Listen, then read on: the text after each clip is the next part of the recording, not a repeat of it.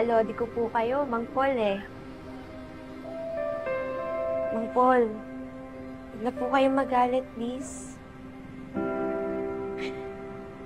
Alam ko pong mali yung ginawa ko, na dinamay ko pa po yung mga anak nyo. Muntik pa po silang mapahamak ng dahil sa akin. Kasalanan ko po yun. Sorry na po. Pasensya ka na rin, sorry ha. Kasi napagtaasan kita ng boses. Nasigawan kita. Sa totoo lang, hindi ako naninigaw eh. Wow, no.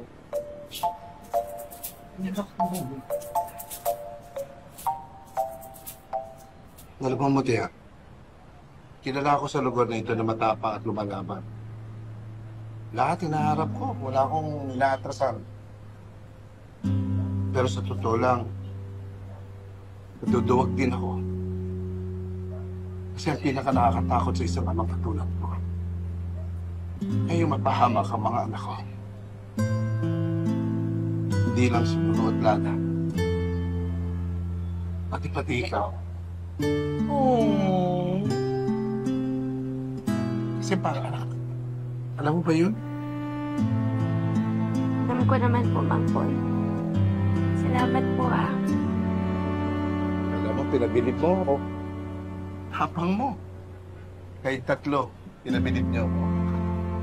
Kasi sa totoo lang, kahit nega yung resulta, alam ko naman at alam ng lahat na hindi kayo basta-basta sumuko. Lumaban kayo. Kaya idol ko kayong 3. Oh! Group hug! Love you, Mang Paul. Kos, tama na. Tama na yung drama.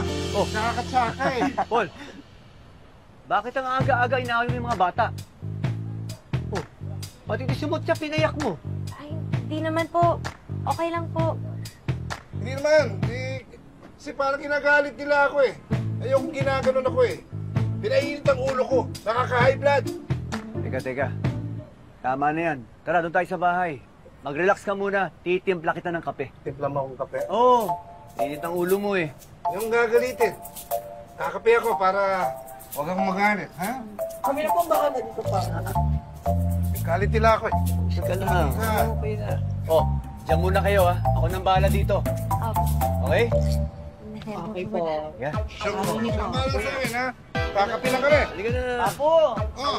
Kape lang ha.